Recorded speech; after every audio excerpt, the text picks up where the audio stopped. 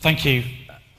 It was kind of awkward for me because I've never really been up in front of a crowd this big before, so I was trying to think of how I could start it off. So I thought, well, they say the camera adds £10, so that means I'm £40 overweight, if that helps. So my name's Wayne Winterbottom, and as Bob said, I'm going to talk to you about our journey with the LapSafe. We used to have a mediation service, and we're going to talk to you about how we went through the process. Quick about myself. I worked for 19 years at Oldham College as a Library and Computer Centre and 12 years at Huddersfield as a Library and Computer Centre manager. I was originally across 2 campuses and then came to the main site in 2013. One of the first things that I was asked to do was to look at our offer for laptops. Our original offer will be what I'll talk about first, then the big bit in the middle, and then what we're currently offering. And then some stats and facts that might be of interest to people. And then at the end, hopefully, there'll be no questions. So what was our original offer? We used to have 2 trolleys called Katie and Terry.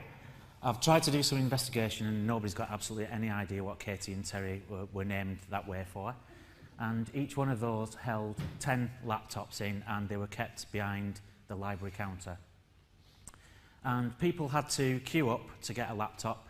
And in the queue at the time, this was kind of 4 years ago, before we'd got online print credit payments, before we'd reduced fines, you know, lots of things were not self-service and they were all being done at the desk. So people were coming to get a laptop and there could be 20, 25 people in the queue in front of them while they were trying to wait for a laptop. People get bored, people walked away, the service wasn't getting used very well, and I was asked to look at how we could develop that service, make it more obtainable by the students and kind of get the equipment rotating around quicker. So in April 2013 we started to look for an automated solution. I talked to a few colleagues that I've met at events like this and sort of said, you know, what are you using? And we went out to look at a couple of sites. And in June 2013, after kind of going out to different places, we began a dialogue with LapSafe. I should point out at this time as well, I'm really sorry, but we're really proud of it. On every single slide I have put we're TEF Gold, just in case anyone hasn't noticed, okay? In July 2013, we were happy with everything that we'd seen and we decided to place an order, and that all went through nicely. And then we started testing in September 2013, got the system in there.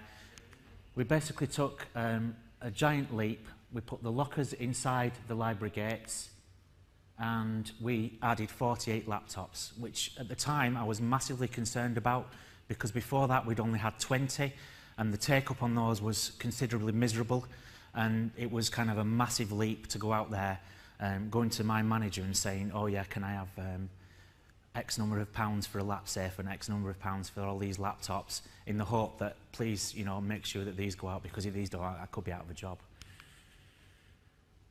And we decided that because of the simplicity of it and because it matched in with what we did as one of our systems on the library control panel, we decided to go initially with a 48-hour loan, and that would also give the students the opportunity, if they wanted to take those laptops off site. In 2013 we did what we called a soft launch. We didn't actually do any advertising, we just switched the machine on to see what would happen. So we stood there, we were watching on the camera just for a bit of a laugh to see what happened. And about 10 minutes after it turned on, 2 students popped up, quite happily worked out what was going on, took themselves 2 laptops out. And then lo and behold, about 20 minutes later, these 2 students came back with 4 more students. And those 4 students borrowed laptops. And then they went off and brought some more friends back. And basically, within a week, 3/4 of the laptops were already out and the machine had all the little lights out to say there were no laptops left. That was great. By December, the locker was empty nearly all the time, which was great. However, the good side to this was there started to be a drop in complaints from the students about the number of PCs available in the library, because they now had this wonderful system where they could borrow laptops. I've got this as an artist license because I never thought to take a picture at the time. But where the LapSafe lockers were, the students started to wheel chairs out of the library and almost form a doctor's surgery-style seating area in front of the laptops. And they actually sat there and queued up like the English people that we are and waited for the locker system to say there was a laptop available and then took one off with them. And it was funny to watch people just getting up, taking a laptop, going away, the next person, and they just kept moving along in the queue. Unfortunately, I never got a photo of that, so I kind of made this up and put the chairs there so you could see kind of what it looked like. Then the complaints started to come in. Not enough laptops. The LapSafe is always empty. Lunch should be longer. Lunch should be shorter. More laptops, please. Nowhere in the library to plug the laptops in. And my personal favourite, you should have at least 1,000 laptops. Most of them were quite easy to reply to. This one I wasn't quite sure. So it was great in that the number of complaints had started to drop because there was, people had laptops they could take in, but then the laptop service was doing so well, it suddenly found that it was empty. So at this point, because we've got customer service excellence, and I just thought I'd drop that in as well, with 9 compliance pluses, just in case you're wondering. We obviously do a you said we did, so you said we should improve the service, we improved the service. We then looked at what we could do next, so I went back with a begging bowl and sort of said, look at these statistics, look how fantastic the LapSafe is, can I have some more money please? And we increased the LapSafe in July 2014 to 60, and immediately at the same time as we increased it to 60, we put another order in to increase it to 72. And those were to be delivered in October 2014. We then at that point decided that because we wanted the facility to be available 24 hours a day all year round, at the same point we'd get LapSafe to move the lockers out of the library, because the library is only open 24/7 about 7-8 months of the year, and the rest of the time it's kind of a reduced service, and we wanted them to be able to get in them all the time. In November 2014, we get the complaints again. The LapSafe is always empty. You need more laptops. There still isn't enough power in the library. So in the meantime, we decided that we'd look at those issues, but we'd also assess how the users found the use of the LapSafe. So again, as part of kind of customer service kind of excellence, we do things called customer journey maps, and we get new members of staff to look at a particular system that we've got and see how they find it to use it, and see if they can come up with any flaws of how it works, and then we put those right to make the journey easier for people. So we had a placement student run through the borrowing of a laptop by creating this customer journey map. And on that, they were to highlight all the areas where it went wrong in the hope that we could put those right. So basically, you see here, it's a quick drawing. So the student came up with this, and they basically said, it's great, we came in, we borrowed the laptop, we started to take the laptop out of the drawer, but the bag, it was really difficult to get the bag out. Really, really difficult to get the bag out. When we tried to put it back, it was really difficult to put the bag in. And what we'd not realised, something really simple, we'd got a hard laptop bag that wasn't flexible in any way, shape or form, so it was really difficult to get in and out. So the simplest thing for us to do, we'll show you in a minute. And then the second bit was that basically the students sat there on the chairs waiting for a laptop to be free, yet all the lights on the laptop locker were out. So all 72 laptops were out. There was no indication of when they'd be back, but they're all sat there waiting, staring at the machine. They could be there for hours. So basically, the improvements that we made for this particular point were, you can see there on the right, we had the really hard case laptop bags. We swapped them for some really thin, soft laptop bags, and now people can get them in and out dead easy. And then the second part, as simple as putting a poster on for what the lights mean. So if it's blue, there's a laptop in and available. If it's red, it's just come back and it's charging. If there's no light at all, don't bother waiting because there isn't one in there. What was next? Well, you've guessed it, expansion. In January 2015, the existing locker was on a wall and there was no more space to expand it. So what we decided to do then was to look at a new laptop locker. What we decided to do was to look at a second locker system, but we didn't just think, let's just go back to LapSafe. We decided to go out there and look at who else was out there in the market and what they were offering. We went and had a look at 2 or 3 different suppliers. We actually signed up with a different supplier, who promised us all sorts of different things, different types of web statistics, different types of availability formats. Your students can go online and they can see what's available and when. And we put the order in, and about 2 weeks before it was due to be delivered, 12 weeks later, they decided that they couldn't actually deliver that system. So that left us in a bit of a quandary. So basically, in May 2015, after wasting 5 months, we went back to LapSafe, who we knew well, who we knew had a working system, and we basically ordered a new locker with 24 additional laptops, which were delivered in August 2016. Now at this point, we've got 96 laptops in the system, and we're starting to think, you know, surely this is going to be enough. This is going to be the point where we're going to reach the point of saturation. Students aren't going to need any more laptops. At this point also, we thought, you know what, we'd best start thinking about what the students have been saying about the bring your own device power. So those of you that were at the conference last year, you remember there was a student panel, and I think if I remember rightly, the student panel, one of the things that they said with the need in a library is power and Wi-Fi. So we thought, well, we'd better look at the power. So what we did was we decided to start retrofitting sockets to existing furniture, and we started to do that, and we've got a scheme to develop that further. Any remaining desks in the library that still need power, there's a plan to fit those out over the next 3 years to make sure that every desk in the library has power available for BYOD, and it will also be automatically added to any new furniture that's ordered.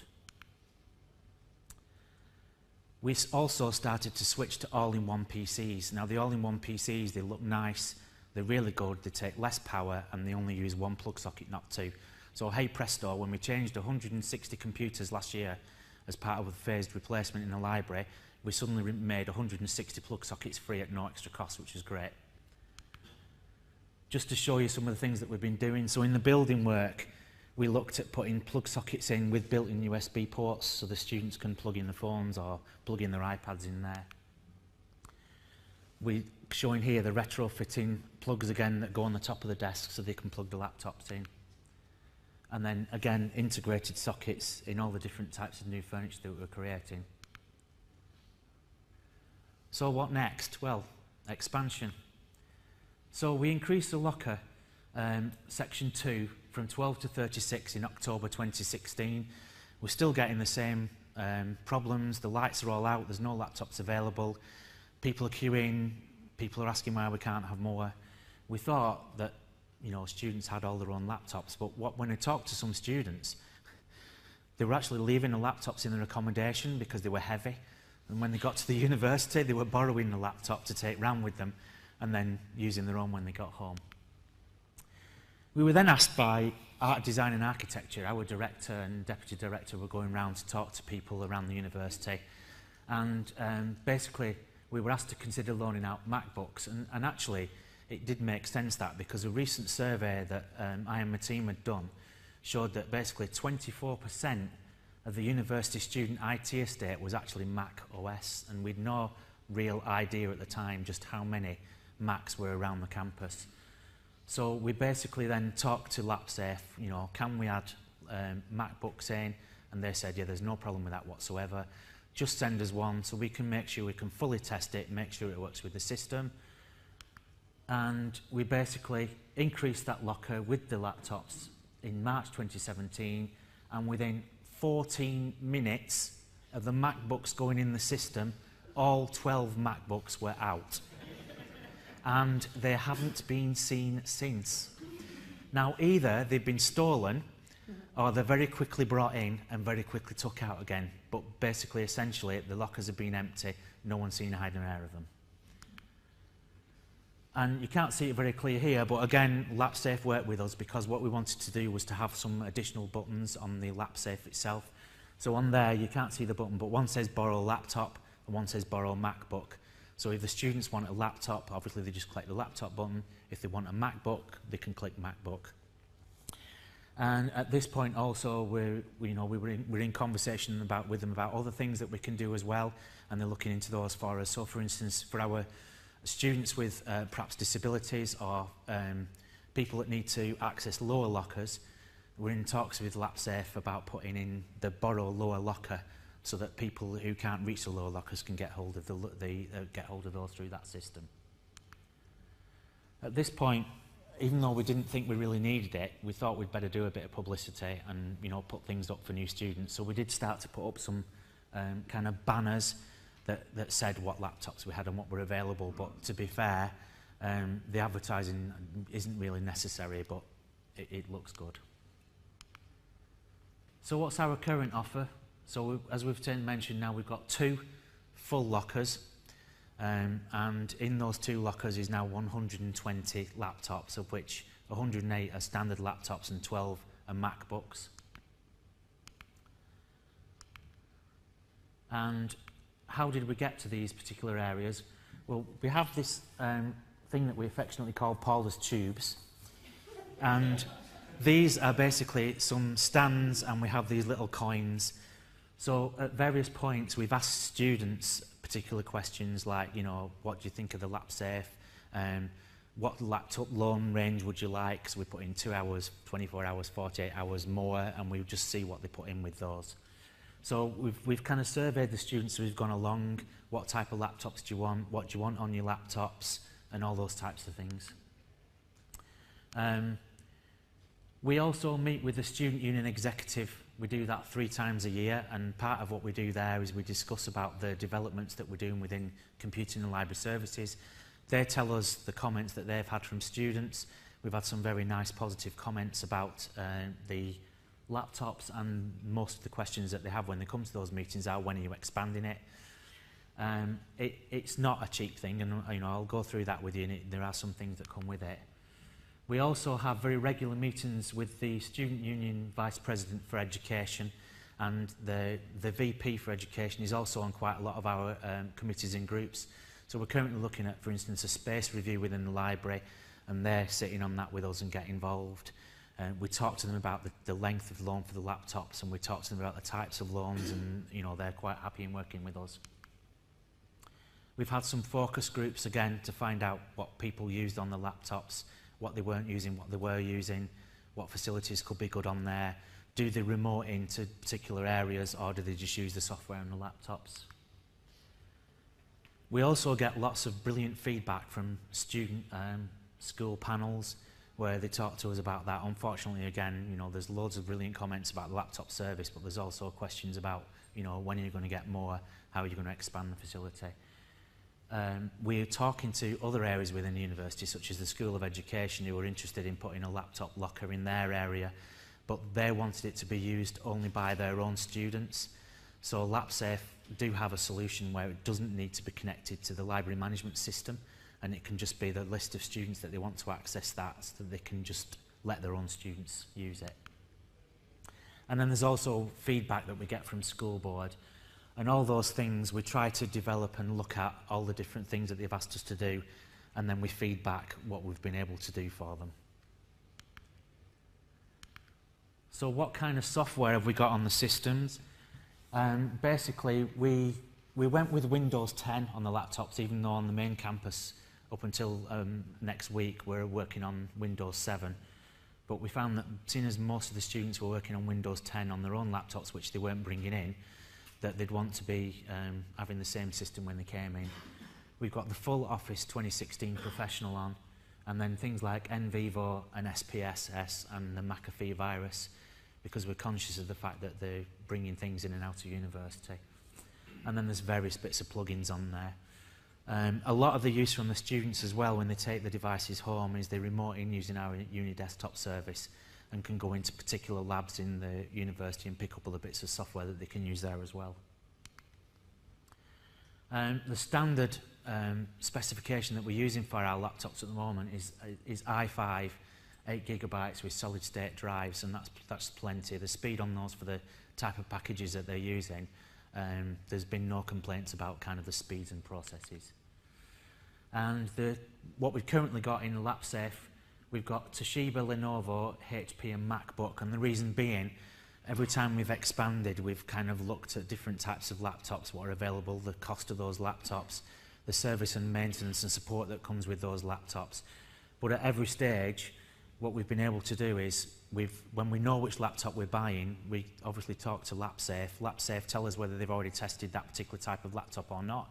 And if they haven't, then we can actually bring one of the laptops to try with them. So I brought one with me today to give to LapSafe because we're having some more new ones fitted. So basically they're going to take that away for me and test it, make sure it all works, and then fit it in. So some stats and facts. In 2014, which was the first full year, so from January to December that we used the LapSafe, there was 7,076 loans from the LapSafe. In 2015, that was up to 9,290, and the loans were up 24%. In 2016, it went up to 12,634 loans, and that was basically a 36% increase again. And then so far this year, 8,337 loans, and that's basically still up 18%. So the service is still increasing. The statistics that we can get from the library system and the system itself are showing us that we can tell how long the students are borrowing them for, roughly. The average time is 18 hours, and then we can see basically how many loans over how long a period and what time of year. So the total loans to date, a staggering 37,388 loans through the system, which have actually been dealt with by a self-service system, not by a member of staff. And for some reason, students don't like talking to staff, and they're quite happily interacting with a machine.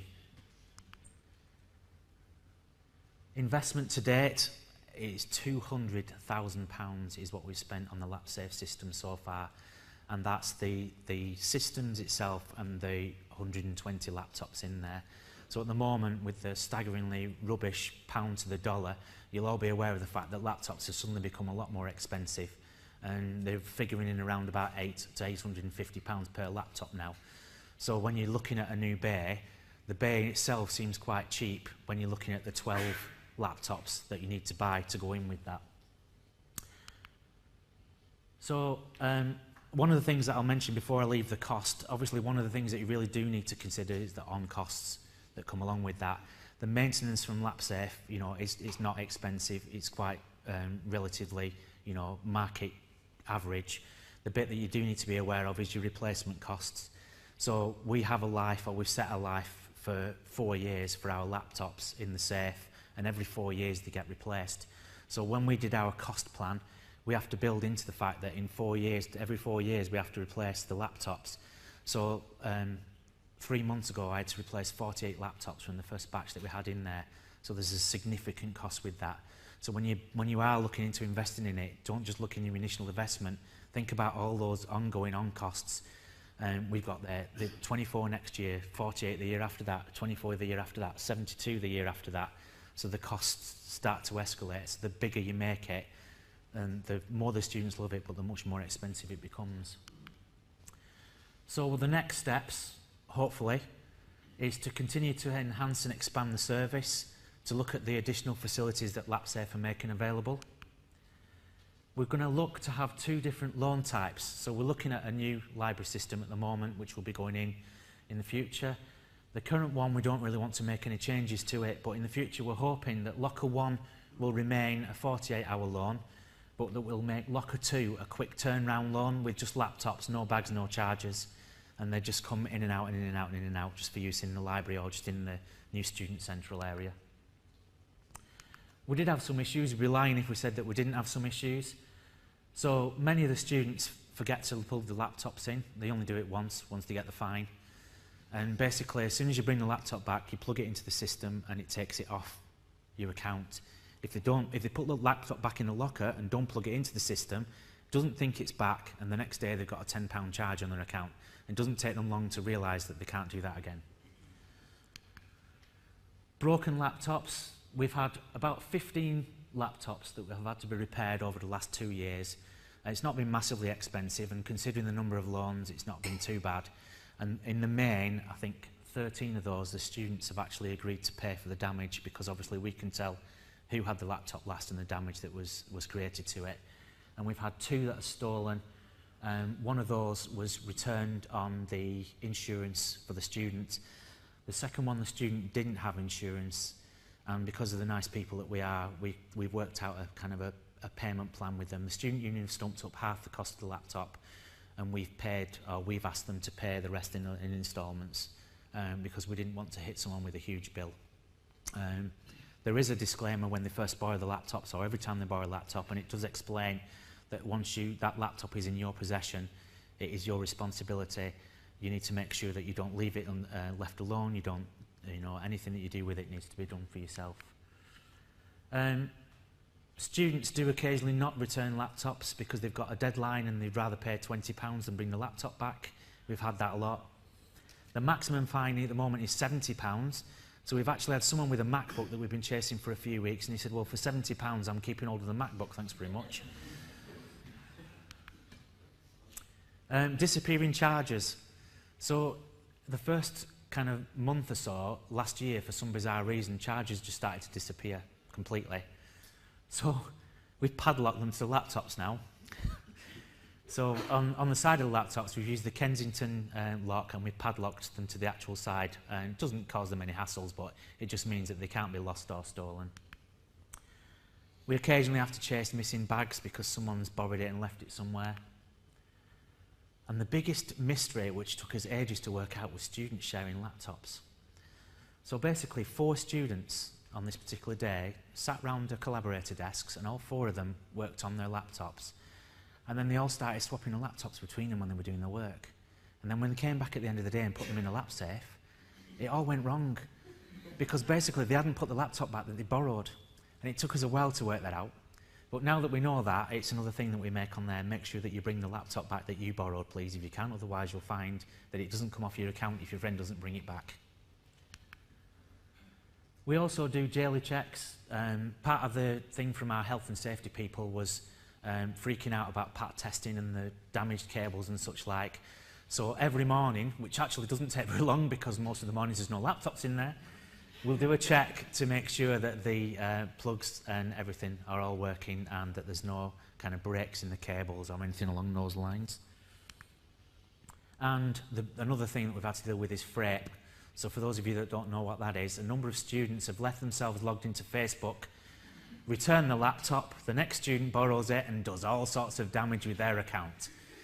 And the students then come back to us and say, oh, so-and-so has called me such and such online, or said that I fancy such and such a body. And we said, well, sorry, there's really nothing we can do about that because you've left yourself logged into Facebook. We can't deal with that issue. So again, we've had to put an advisory out there through the student union to sort of say, if you are using it, don't leave yourself logged into your online banking or save your passwords. Don't leave yourself into your Facebook or your WhatsApp or whatever else it is that you're using, because the chances are that someone else is going to use it. Interactions with LapSafe, very briefly. The salespeople, fantastic, very prompt response, extremely knowledgeable, very flexible. They can look at all the different types of dates that we're looking at. They know the products well. They know what they can do. They don't try and sell you something they haven't got. They regularly ring up to check that we're okay with everything and is there anything new they can do for us. But they don't really have time to do that because we've usually got another order in. They thoroughly check to see what we want to do. So when we, as I said earlier, when we were looking at new different types of laptops or MacBooks, they were adding those in, checking them they worked and making sure that everything would be fine. And then a lot of things that people say is like when you buy a car after that, they don't want to know you. Just to say that LapSafe are extremely quick to answer support calls, either via email or by phone. They're very quick to respond to any faults that you report and very knowledgeable about what those are. They can remote in or they can do on-site visits. I mean, it's up to which package you choose, but either way, they're very quick at sorting things out. And as I said again, they tend to know when you mention a type of error, they tend to know generally straight away what the problem is and how to sort it out. And that's me. And if you've got any questions, and if I can't answer them, Jamie from LapSafe is at the back. How proud are you of your TEF gold then? There are only 23 TEF gold symbols in these slides. I was originally going to have the first slide kind of spiraling them all in, but I thought that might be a bit too much. But yes, we're incredibly proud. Yeah, it's got a mention on everywhere and anywhere that we go at the moment. Congratulations on that. A follow-up question, what software are you using for management of the devices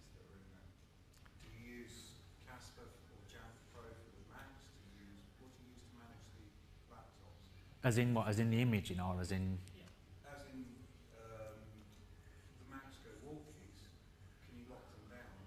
Casper's got this amazing... Yeah, we've got a piece of software that we use, and we've also got Sophos, and we've also got the laptops are engraved as well with the University of Huddersfield. And you know, to be fair, we haven't had any go walkers yet, which is probably a minor miracle. But yeah, we do make sure they're engraved. We do keep a regular check, so the daily checks every day, and the system itself, because they're on the library system, it will email the student to say they're due back, and we can also go on the system to see who had it, when they took it, and you know, contact details and everything like that. And they usually will bring it back. Sometimes they'll protest and say they'd rather pay the fine, and then we explain about the fact that other students want to borrow it, and you know, you've got to consider your fellow students and things like that. And there's not really to date been anyone that's been really stroppy. And there's very little kind of software downloaded onto them that shouldn't be there either, which means that we've only been doing imaging twice a year. So we tend to do it at Christmas and in the summer, and just completely re-image the machines, but there's very little software that's been downloaded onto them.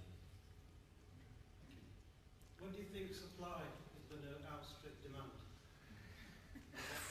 How much money is it going to take? Because it sounds like it's just going... Yeah, I mean, there's going to come a point. I mean, at the moment, it is actually not too bad.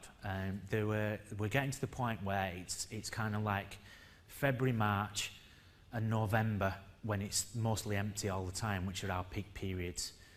And I think we've noticed over the past few months, because we do surveys and we check the system and we see how long things are out for, and we've noticed that it's starting to reach that point now where there are occasionally laptops available. So we've kind of slowing down the process a little bit just to see how it goes. But because it's such a well-liked service, and because it gets such good reviews, and you know, the students' feedback is incredible, really. It's a service that we kind of will expand if we can, but we won't expand it to the point where, you know, there's going to be laptops sat there doing nothing. We're in, you know, part of the space review that we're doing in the library is to look at increasing the number of PCs in the library as well. So that might help reduce the demand a little bit on the laptops. How do students log into the laptops? Is there like generic accounts, or they use their own logins? Yeah, there's a generic account that just lets them log into the laptops, but then if they're going into the Wi-Fi or anything like that, they can use their own student logins. Is there a reason that they're not allowed to use their own accounts in the laptop? I think it's just because one of the initial problems that we had was students were deleting the standard login and putting their own login on there. And when the laptop came back, the next person to borrow it couldn't actually log in. So we've kind of put restrictions on what you can log in as on the laptops. I think that should be controlled with the Active Directory, isn't it? They can't like keep the limited access to what they can do to their own login. I mean, it's for security, as you mentioned earlier, when somebody logs into Facebook or something, and the next person logs in and finds the details of the previous student there. So if they use their own logins to log in, that would be more secure, but at the same time, they don't actually have access to install or remove data or anything like that. Yeah, well, that's certainly something we can look at, and you know, that's one of the things that has concerned us, obviously. Just wondered if you consider, with the volume there, from a mercenary point of view, whether you would have considered charging. I worked out that as £5.34 per session on there, and that would seem quite reasonable. Students were aware of that. That could also perhaps provide the service and temper the demand. Yeah, I mean, yeah, I see what you're saying. I mean, other people do charge, other people have charging services. I think, I would think that, from my point of view, I would imagine that the demand for the laptops would drop significantly the minute we had charges on there. And it is there because the library, you know, it is well used. It does have quite, you know, a lot of problems on occasion, again, in the Februaries and Marches, where the machines are quite well used and the laptops are available, and I don't know whether we should penalise the students in peak times to borrow laptops, because the library doesn't necessarily have the computers at the time to meet the demand. How just take a couple more questions now? People have had their hands up. You had a question? It's been answered. Are there any outstanding questions? Going once, going twice, gone. Oh, Antonia. Obviously, University of Leeds, we also use LapSafe. We use our lockers a little bit differently. So we use them for short-term loans, and we create an image so when they're plugged in, it re-images them. Yeah. The challenge that we have is who would support the lockers. So the challenge we had, the first lockers we put in was just sort of managed by Tim at the service desk, because he put them in and you had them work. And then the more lockers we put in, you couldn't just send Tim from the service desk over to all these locations. So we've got cluster support, we've got library support. I mean, what sort of support model do you have? Because I think that's the big challenge we get. We're looking at getting more support in the libraries and more information for them to be able to guide people. But what do you have in place? So what we have, one of the teams that I manage is the University Central Pooled AV service, and the LapSafe comes under the audio-visual support. So there are 4 full-time staff in that team that can be called out at any time, as they are to rooms around the university when there's issues with audio-visual.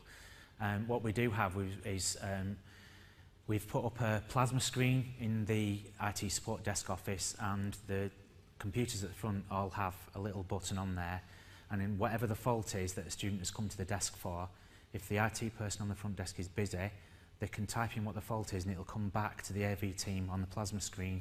They'll see what needs to be done and they'll go out with the keys or go out with the charger or whatever the issue is. So yeah, it's looked after by the AV team.